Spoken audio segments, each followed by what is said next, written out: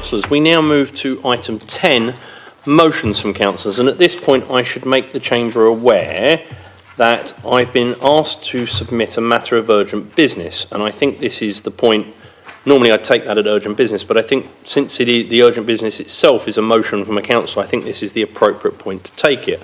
I've consulted with the Chief Executive and the Monitoring Officer, and I'm cognizant that matter item 17 of our Constitution and Rules of Procedure notes in 17.2 that there are a number of tests for which a matter is urgent. I'm confident, having discussed these fully, that this item does meet urgent business, and I've also taken the liberty of briefing both the Leader of the Council and the Leader of the Opposition in our pre-meeting to make them aware, and therefore their groups, aware of this matter of urgent business coming.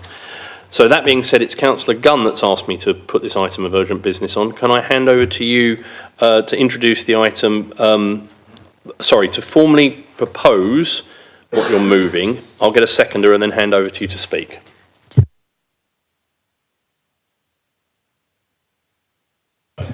If you can propose your item. Thank you. And now I'm conscious that the item is on the table in front of members and that I'm told that there may be some declarations of interest that need to be made. So I'll ask, are there any declarations of interest that need to be made on this item that wasn't on the agenda? Councillor Swords. Thank you, Chair. I have a non-pecuniary interest to declare as the Chair of the Harlow and Gilbertson Garden Town Joint Committee. Thank you very much, Councillor Swords. And Councillor Shepherd. I reserve the right to declare an interest should the need arise, owing to my position as a committee member on Harlow Civic Society. Chair. Thank you very much, and respect the declaration. Obviously, if you need to speak on a declaration of interest further during the debate, please do just let me know. Councillor Gunn, can I ask you to move on with the item then? Thank you, Chair. I'm delighted to do so. This motion is before us tonight in light of the soon-to-conclude consultation on proposed changes to the National Planning Policy Framework.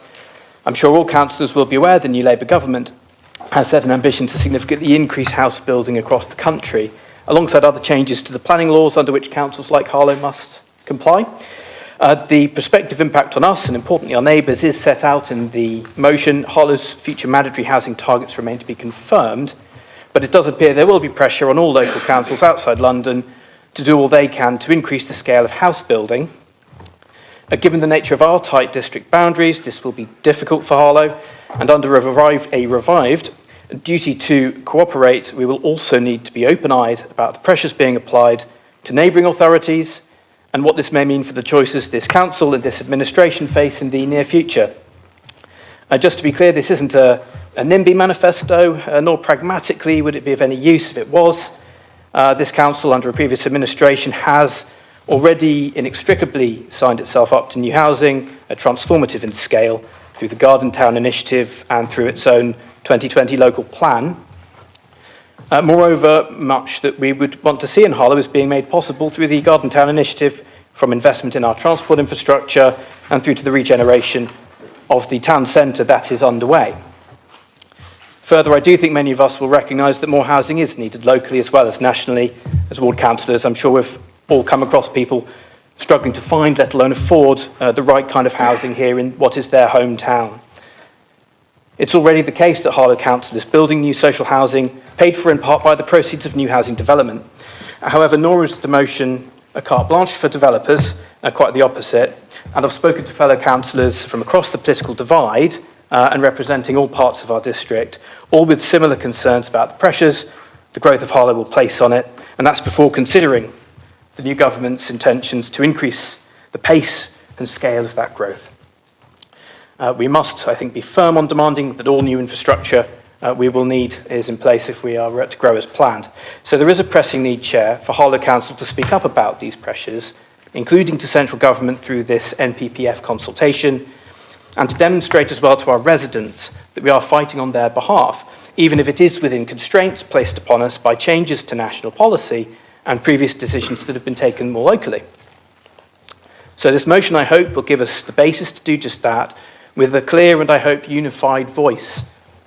With the deadline for our responding to the consultation fast approaching, the motion seeks to set out in clear terms an approach to the challenge around which I hope all councillors are able to accept the invitation to unite. The motion sets out several important principles.